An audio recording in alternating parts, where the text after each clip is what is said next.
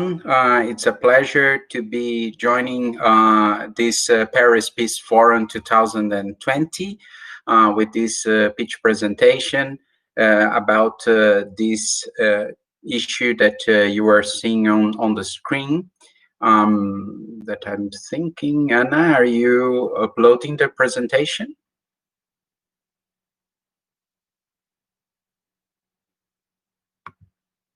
Yes, so you can see the presentation. We are going to discuss a very complex issue, that is the issue of disinformation, how to debunk it through two major strategies, fact-checking and media and information literacy.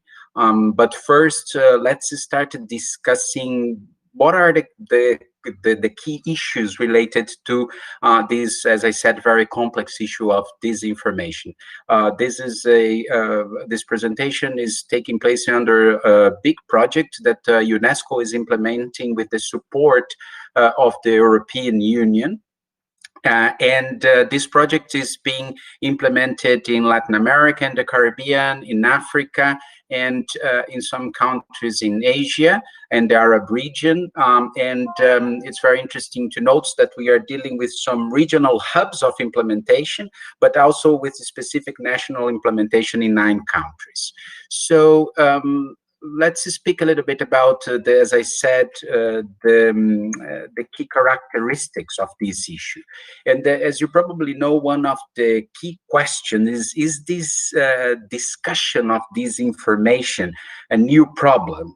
And the answer, as you'll see, it's no. We have dealt in the past with serious disinformation issues. You are seeing pictures of disinformation regarding a photo in the beginning of the 20th century. You are seeing another New York Times page about a famous case involving Orson Welles in the radio program when he was speaking about Martians invading the Earth and what the consequences this had at that time.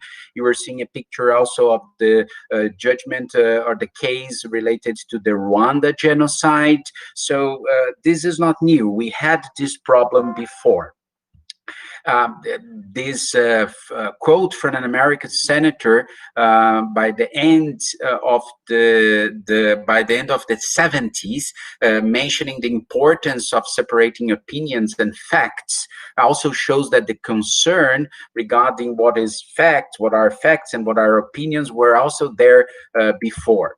Another important issue that is related to the current discussion of disinformation, that is its relation to science, it's also not new. There is a very interesting literature about how the tobacco industry was using communication and communication campaigns in some point of the history to undermine scientific evidence regarding the effects of smoking. So even the correlation with science and how this is discussed under the context of disinformation, it's not new.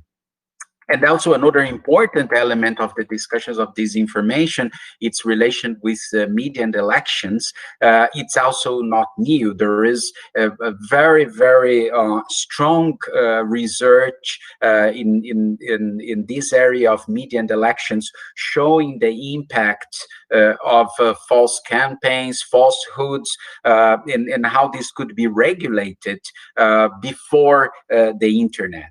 And in fact, if you see different sorts of regulations that were implemented in the past, some regulation called the Fairness Doctrine, or regulation related to political advertise or financing of political campaigns, were all different sorts of regulations that were tried by regulators, by legislators, to make elections more free, more fair, and more let's say pluralistic in the way that the information was circulating during electoral periods. So if nothing of all these previous elements are new, what is new then? No. So first, it's important to make a kind of a side note here, but a very important side note. that when we are dealing with the advancements of internet and the impacts in our lives, we always should to keep in mind that this is about risks and about opportunities. So it's not that the internet should be seen only from the perspective of the risks of the harms. Not at all. This has offered enormous opportunities for democracy, for protecting and promoting human rights, for sustainable development. But obviously, with that, we also have some risks and some harms. And today we are concentrating in one of those risks or potential harms that are disinformation. But let's not lose the perspective that this is also offering lots of different opportunities for all of us. So what is new? One of the news stories here is that due to the series of items that we will very quickly touch, this format of the social media, the algorithms that are implemented by the social media platforms, they have led us to live in some sorts of information bubbles or entertainment bubbles. In other words, we are speaking in controlled environments that just reverberate or echo things that we already agree with. And this, as we will see, potentialize or fosters the chains of disinformation or hate speech, for instance. So we need to go back to the idea on how we can promote a public sphere where people can dialogue, even if they don't agree with the opinions that the others are sharing. So this important element of being subject, being exposed to a discussion, to a debate that we don't necessarily agree with, has been lost in some extent due to a series of elements we are going to discuss very soon. And we need to get back to that in order to structurally debunking disinformation.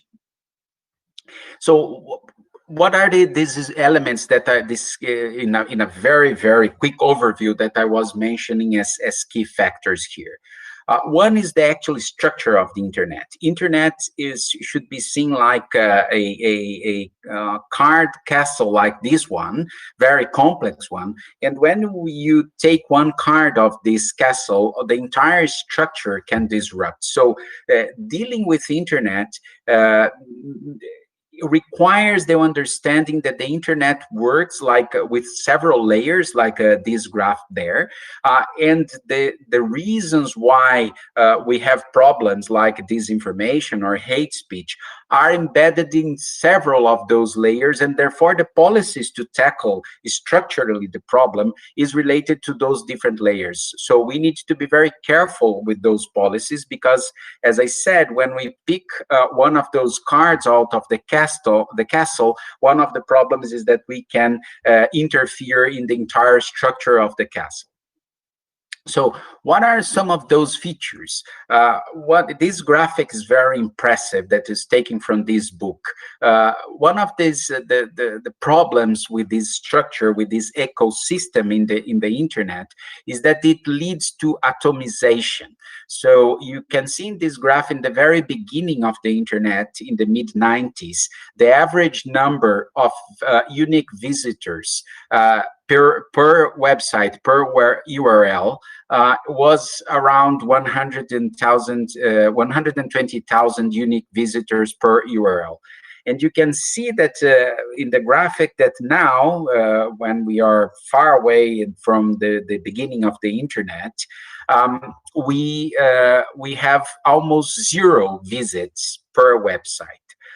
What does that mean? That obviously you have some websites that has millions or billions, like, I don't know, the Despacito video of visitors, of URLs, but you have lots of things that don't have anyone seeing it. It's only the person that has generated that post or that blog or whatever. So this is to reinforce the idea of bubbles, of very small number of people talking among themselves and without looking on the other sides, on the other angles of those discussions. And this is reinforced by the logic of the algorithms, as I have said. the data that we freely offer to the internet companies has also offered them a really new element in this discussion, that is the possibility of micro-targeting. So differently from for instance, the electoral campaigns of the past or the disinformation of the past that was very generic and therefore quite easy to debunk, now these disinformation strategies, they are dialoguing with each one of us because they know our specific preferences, because we have freely consent in offering our data every time we say I agree with the terms of conditions of this platform or this blog or this application. And obviously we have as a new element, strong advancements in terms of the technology. So things like the Deepfake can really offer very, very strong new challenges for debunking disinformation and other sorts of harm in the internet. So this is also very new. It's also new, the terms and conditions of the platforms or those different applications. This is a photo, a very famous photo related to the Vietnam War. And this photo was taken down by a particular internet company when the prime minister of a country just published this photo to make reference to conflict, to peace, to war. And it was debunked, it was taken down because of the terms and conditions of this platform that can't accept nudity. But without the context, this was a historical photo, etc. So the terms and conditions is also another new element to discuss this information, etc. But we also have the logic of the human beings. This graphic, for instance, show the amount of people being educated at home since 1973 in the US until now. And you can see the huge growth of children being educated at home instead of in the public school system, therefore in the public sphere. So there is also human beings trying to get away from the public sphere, which reinforces again the logic of atomization, the bubbles, the echo chambers, etc. But we also have the logic of the market operating here. You can see in this graphic, this table, the 5 biggest companies in the planet in the 2008 and 10 years later. And you can see that the biggest 5 companies 10 years later are completely different. And they are all related to this very discussion we are having in the last 40 minutes. So what does this generate at the end? This generate potentially huge information asymmetries, huge power asymmetries, and potential risks of private censorship related to the content that circulates in the networks. And this, at the end, interferes with the logic of institutions and democracy. So we are talking about a decline, for instance, in the number of full democracies in the last years. And obviously, this is a very complex issue. It's obviously not only related to the phenomena of disinformation and others, but it's also it's one of the pieces of the puzzle for the trust in the institutions, what is going on in terms of the flux of information and disinformation. So what we can do, how we can tackle these issues in the future. So one of the discussions is obviously about regulation, which we need to take that very careful, because of the accepted regulations should be in line with international standards of freedom of expression, privacy, and access to information. And this is not easy to do. So this is a discussion that we need to take very deeply and very serious. The other possibility, it's a co-regulation, so it's strengthen the discussions related to the corporate governance of the platforms of the internet companies. So we are talking about more transparency for those companies in several ways, transparency related to the algorithms, transparency related to the content moderation, transparency related to the data on those problems, etc. We are talking about corporate social responsibility, self-regulation, regulation, we are talking about accountability. So at the end of the day, we are talking about clearer rules of the game in those areas. So, but how to do that? What are the key elements to discuss this corporate social responsibility, to discuss corporate governance, or to discuss regulation? So, for us, obviously, in the UN system, the key point is the Human Rights Declaration and the Human Rights Law, and we do think that it still offers the proper guidance for this discussion. No? So, as the same rights that people have offline, as the Human Rights Council has said, must also be protected online. So this should be our principle, our key guide when we are developing policy in this area. And therefore, here, the role of a press freedom, the role of freedom of expression to counter disinformation is more important than ever. But as you can see in this quote, Alexis de Tocqueville has already said that almost 200 years ago. So how important this is for democracy, for strengthening and consolidating it. UNESCO has suggested several frameworks for doing that, like the Rome framework, an internet that should be based in human rights, should be open, should be accessible to all, and should be discussed under a multi-stakeholder governance logic. In that sense, UNESCO has offered several tools, including under this project with the European Union, tools to discuss the debunking of disinformation, to discuss the disinfodemic in the context of the current pandemic. We have offered, for instance, a online course that has been already being more than 9,000 journalists and social media workers, social communication workers have joined from 162 countries. We have a handbook to discuss disinformation and countering this misinformation and disinformation from the perspective of the journalism. We are supporting fact-checkers networks in different regions in the world, which is also a very important element for debunking disinformation.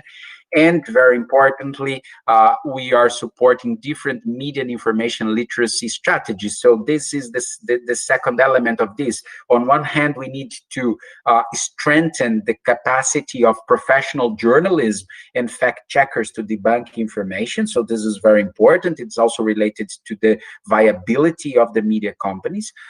But on the other hand, we also need to empower the citizens to have a critical relationship with this brave new world. And for that, media and information literacy strategies are very important. So UNESCO has developed a series of tools and, as I said, strategies to this, including the Global Media and Information Literacy Week, campaignings like this one, Think Before Clicking, and with several materials in several languages regarding this campaign and how different stakeholders can make use of it.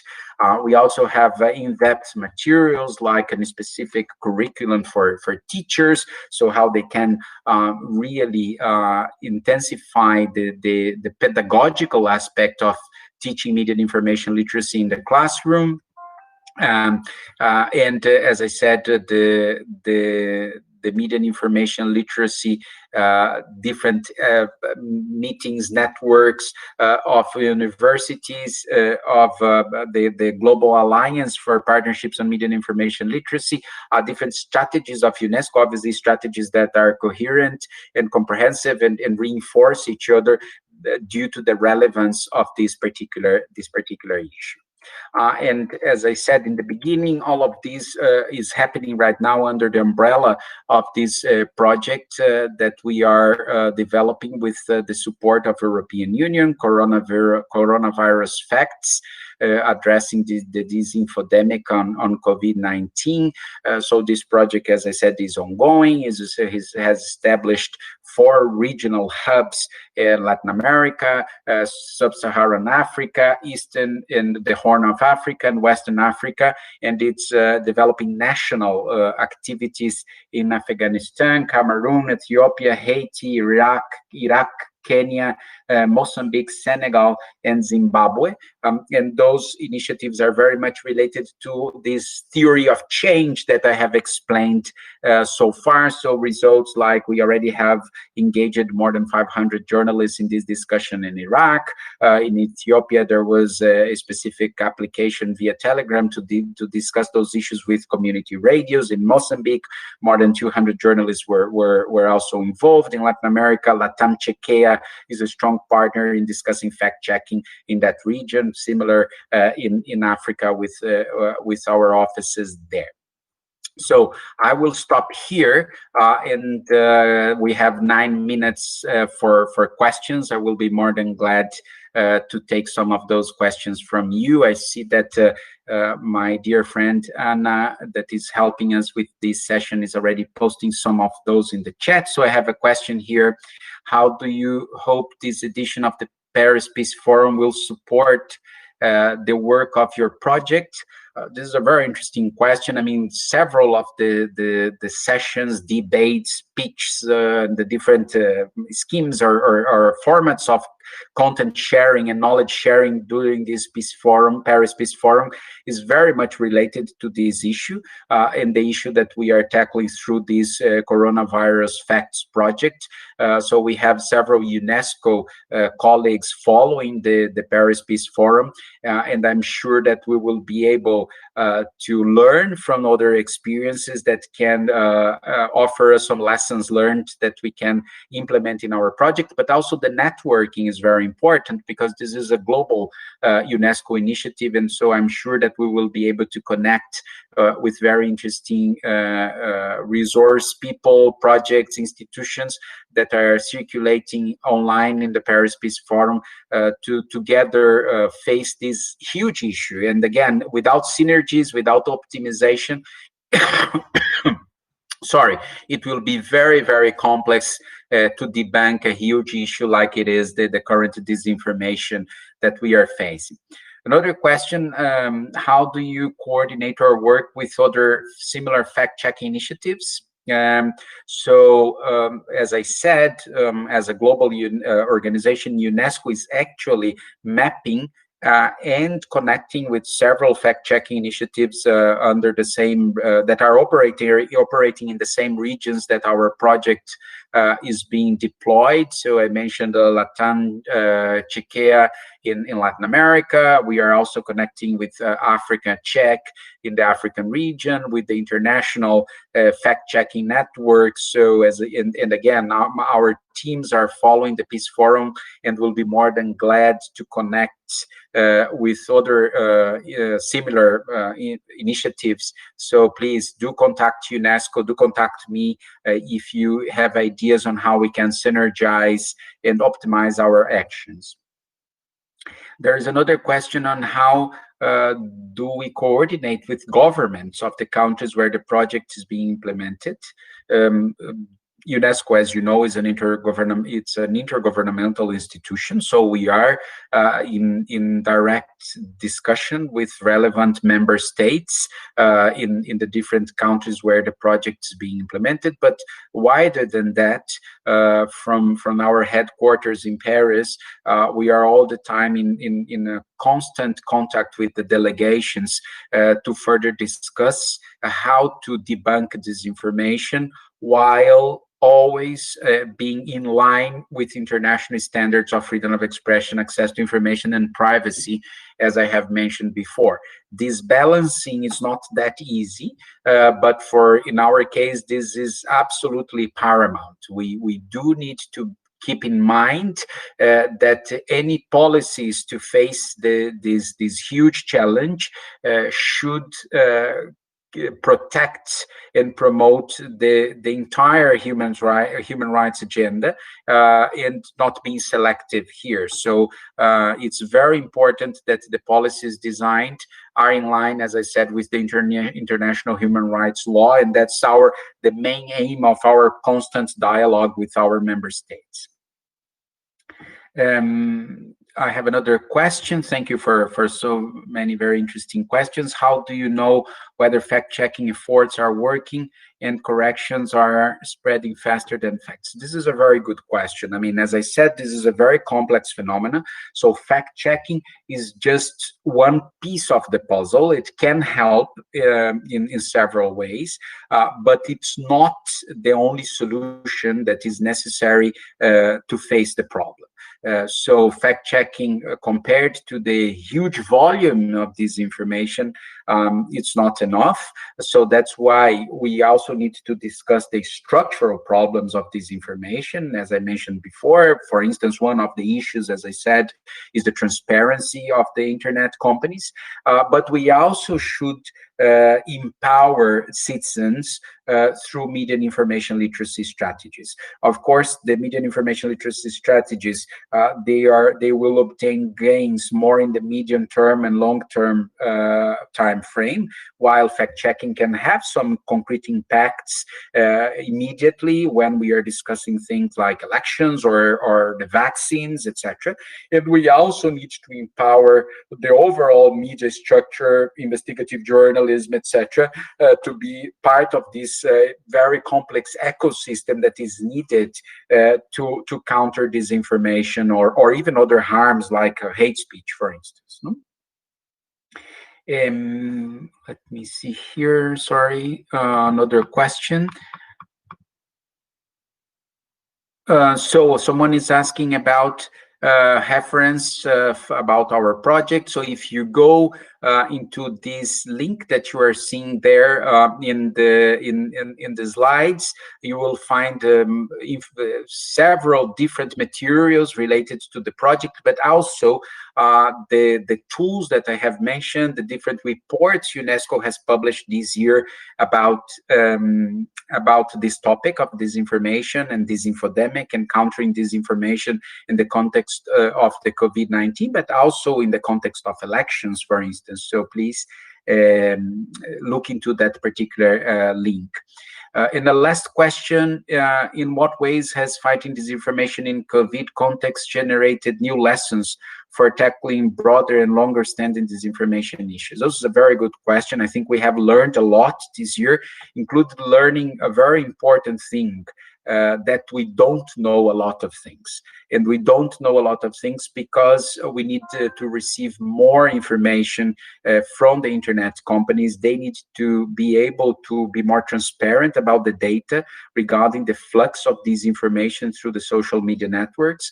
And this would be really essential for developing evidence-based policies to tackle and debunk disinformation and, as I said, other potential harmful contents that circulate in the web. So look, thank you so much for being virtually present in this speech. It was a pleasure. I hope that the information was clear. This is a very complex matter that would require many more hours to be discussed, but I think this overview can help you, can offer you an idea how UNESCO is developing our strategies regarding these. And as I said, we are fully open to keep the interaction and the discussions about this particular project and about the issue as a whole. So thank you so much. Enjoy the rest of the Paris Peace Forum, and good luck. Bye.